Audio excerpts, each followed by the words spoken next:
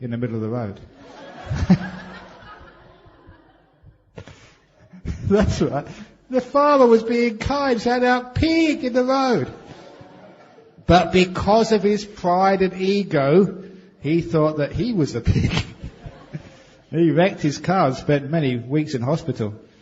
And all because of his pride. Similar thing happened to me, but not quite as bad. I wasn't driving a Ferrari. That's not what I was with, but I was with my mother once. In Ealing Broadway in London, she was taking me to the railway station to go to actually an appointment. It was a Saturday afternoon, many people in this busy shopping centres. And as I was walking along the road, somebody shouted out at me, "Hare Krishna, Hare Krishna." Now sometimes in the West that's a term of abuse for a Buddhist monk. Because they think they're all just Hare Krishnas. And because my mother was with me, I decided to be assertive. I decided, look, I'm fed up with being mistaken as Hare Krishnas. So I went up to this guy who was wearing a beanie and wearing this jacket, and I said, "Sir, look, I am not Hare Krishna. I'm a Buddhist monk and you should know better." And then he took off his beanie and said, "I know that you're a Buddhist monk." He had his little ponytail. "I'm the Hare Krishna. Hare Krishna, Hare Krishna." And why do these things always happen to you when your mother is right beside you? Oh, I'm so embarrassed. It's really unfair. But the point is, if you don't have an ego, you don't get embarrassed. I was embarrassed. I had an ego then. So the point of the story is that it's all because of our sense of self. Number one, you aren't your body, so forget about getting old, getting ugly and dying.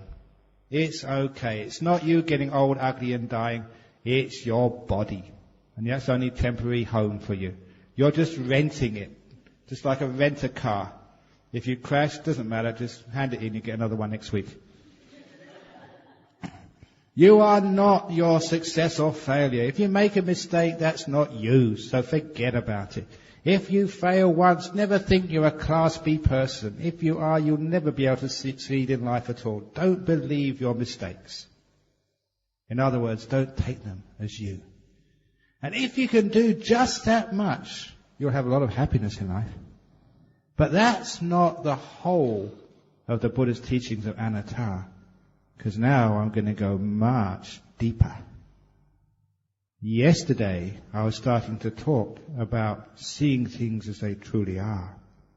Now I'm going to give you an exercise, a teaching which I haven't done yet here. I want you to watch your mind as we go through this exercise. I hold up the nearest thing to me and I ask you, what is this?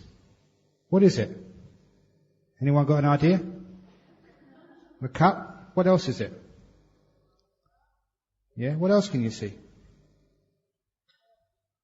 Anything else? What else is it? Porcelain, anything else? Yeah? Keep on looking. Okay, I've done enough now. Now the point is, when I first held this up, when I said, what is it? You all thought maybe cup. But because I asked you to keep on looking, you started to see something more. Porcelain or white. In fact, the longer you looked, the more you saw. This is what we mean by insight. This is not just cup. That's the first word which comes into your mind. It is much, much, much more than that. Who is this? Anyone who says it's Ajahn Brahm is much, much more than this, than Ajahn Brahm. That is just the name, the label. Too often, when we actually look at something and we say cup, all we're doing is repeating what we were taught at school by your kindergarten teacher or teacher in grade 1 when they pointed at the book, mummy, daddy, tree, house, car. But it's much more than that. When you hold up a cup and you look at it, the longer you look, the more you see. After you get rid of the superficial perceptions, cup, mug, porcelain, then the mind is free to look deeper and to see deeper into the reality of this. In fact, the longer you look, the more you see, the more you uncover. There was a professor in Harvard at the turn of the century. He was a famous, what's called a polymath. A polymath is someone who hasn't just got expertise in one subject, but many, many subjects. He was advertising in the university for more research assistants. And there's one young man who later wrote the biography of this professor, volunteered and was given a test to see if he had what it took to be an assistant to this great professor's research projects. The professor reached up for a jar on the shelf, took out a pickled fish, put it on the bench and said, "Look at that, and tell me when you've finished looking at it." And the research assistant didn't know what the guy was talking about. He said, "It's a fish. Keep on looking." He did the same demonstration I just did for you, but on a deeper level. And this young man started looking at the fish. The longer he looked, the more he saw. After an hour, the professor said, "Are you finished yet?" He said, "Amazingly, no. I'm still discovering new things in this fish." At lunchtime, the professor said, "Are you finished?" "No, go and have lunch, come back this afternoon." For 3 days, that research assistant just kept on looking. After 3 days, he hadn't exhausted all the things he saw in that fish. The professor said, "I can use you." That's a person who has insight, who has wisdom, who can see much deeper into things than just the superficial reality. All of those of you who are married, do you know your partner? Do you know the person you've lived with for 10, 20, 30 years? If you think you do, your relationship is dead. If you look, you'll be able to see deeper and deeper things. The longer you look, the more you see. They're much more than what you think they are. Who are you? When you look at yourself, you may think, girl, Malaysian, boy, meditator, Buddhist. But soon you push aside those labels to look much deeper. This is called the process of insight. All those labels I've been talking about so far are just that superficial things you've been taught to believe in. This is why if you believe in them too strongly, if you believe, say, you're no good at mathematics, you will be no good at mathematics. It's just belief, that's all. I tried that out once. When I was a school teacher, there was a boy in the class. I found out the year before he was bottom in mathematics. I was teaching mathematics in this class. I gave this boy extra attention, encouragement. At the end of the class, I would go up to this boy, every class I taught them, ask if he'd understood the lesson, encouraged him, made sure they got extra attention. It was an experiment of mine. I admit it was very unfair on all the other children in the class to give extra attention just to one. I wanted to find out whether my theory was correct. I gave extra attention, extra encouragement, and of course, you know what happened. At the end of the year, he was the boy who came top. I realized what I suspected was true. There is no such thing as someone being no good at mathematics. All it needs is encouragement. But if they think they're no good, they will be no good. That's why each one of you meditators, you come into the interview and say, "I'm no good at meditation." I say, "Yes, you are." Because if you think you're no good, then you will be no good. So I encourage you. Sometimes you just got some of you have just managed to watch the present moment for a few seconds. I thought, "Oh, that's wonderful. You're just that close to nimittas." I must admit I do exaggerate sometimes in interview time, but it's encouraging you. It means that it's going to work. And that's a job of a coach, and that's what I'm doing. You should coach yourself. In other words, encourage yourself that yes, you can do it, yes, you can do it, yes, you can do it. And I found great success. People do it that way. If any monk comes up here and says, the time for enlightenment is over, you cannot become enlightened these days. If he keeps saying that, then no one ever will become enlightened. So we say, yes, you can become enlightened. They say, can girls become enlightened? If I say, no, only boys, not only would you get very upset at me, but it's also not true. And also, you never will become enlightened. I say, yes, it's possible. And then you find it does happen. Can lay people become enlightened? If someone says no, then I'm actually stopping you becoming enlightened. When I say yes, I'm opening the doors, the possibilities. That's how important the belief is. So, when we're actually looking at the sense of self, we look deeply. You are not your perceived abilities and inabilities. You can do whatever you like if you really believe in it. It takes time, but it works. So when we look deep inside ourselves, we see that we are got all types of possibilities. The mind is so strong and so free. That way we never hold on to any sense of inability. We can detach from our fear of not being able to succeed at anything. When we go deeper and look at this thing we call ourselves, we go deeper than our body.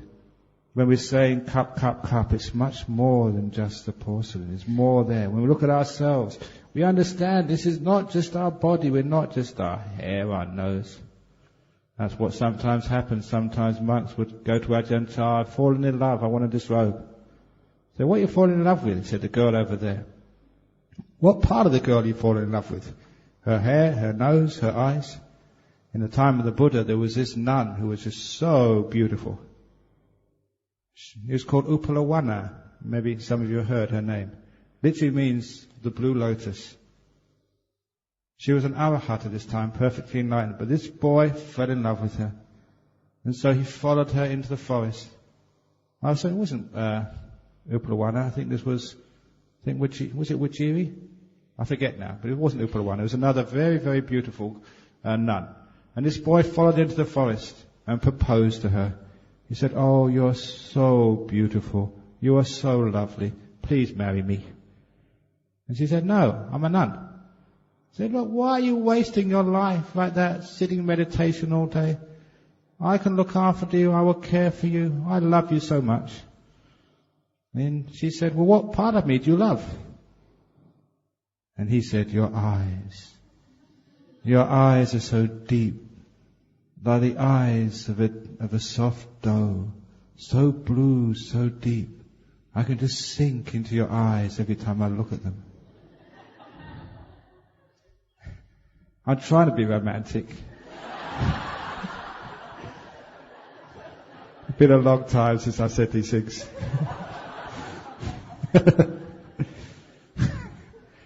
But the nun said, it's my eyes you like, are they?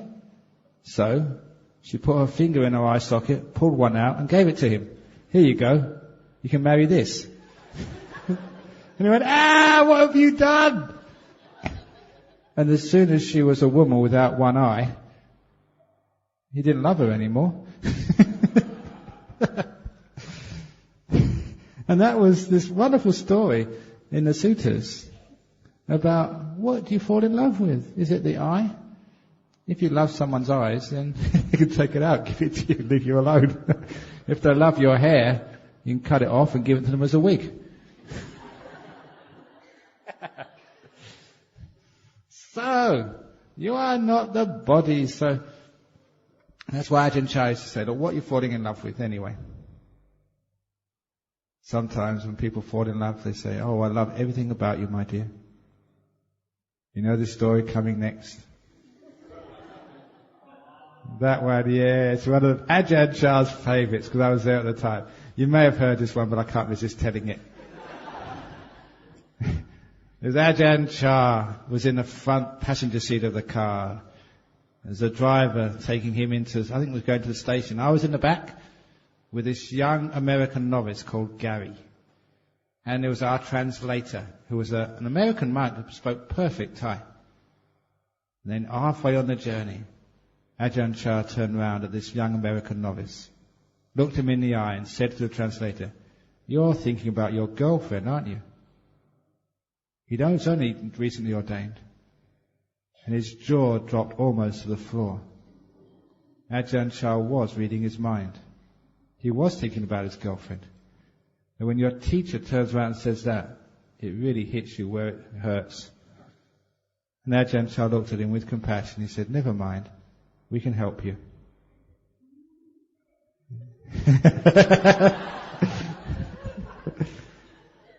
He said, "Because you're living so far away, if you ever get lonely, why not ask her to send something of hers, something personal, so whenever you miss her, you can take it out to remember her." And he said, "Is that allowable?" And Ajahn Chah said, "Yes, it's allowable, you can do that." And he thought, Ajahn Chah understands romance. That turned out to be a fatal mistake. Because what Ajahn Chah said next took the translator many minutes. I can still picture him now laughing his head off in the car.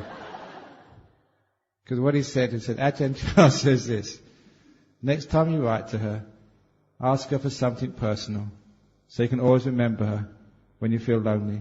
Ask her to send you a bottle of her shit. Whenever you miss her, take the bottle out, open the cap. My love."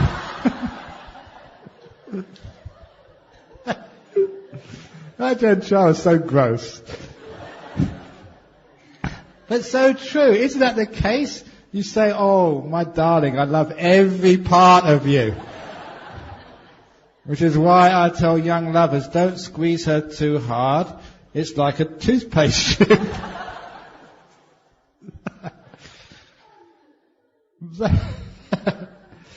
So be careful. So you're not your body, for goodness sake. There must be something much more than that. So who are you? When you get rid of the body, what candidates are there for a self left? Now, when we actually understand rebirth, when this body goes, there's a stream of consciousness. But what actually is this consciousness? The knower and the doer. These are those two parts of the mind I've kept on talking about. The doer and the knower. Basically, the sankhara and the vijnana, for those of you who know 5 khandhas, the 4th and 5th khandha. The will. Now, as a monk, I've spent a lot of time meditating and contemplating this thing we call will, choice. And a few times it scared me what I found. Once, I'd given a talk at Perth the previous night. The following morning, I was just rummaging around the library. Just basically, killing time, basically. And I saw in the shelves of the library a talk on the same subject which I had delivered 7 years before. I decided, having a bit of free time, to check to see how my Dhamma talks had progressed over 7 years. So there was a cassette tape, I put it in the cassette recorder, turned it on, and listened to it. As I listened to me giving this talk 7 years previously, just a chill went down my back. I could recognize myself repeating, word for word, paragraphs, exactly the same as the talk I'd given the previous night. Exactly the same. And I thought, what's going on there? I thought that when I spoke, I had completely free choice of what I said. The coincidence was so strong, I realized I had no choice what I was saying. It couldn't have been free choice, otherwise it would not have been the same. And that reminded me of a time when I was a student.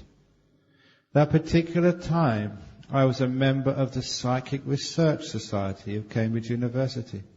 Not only did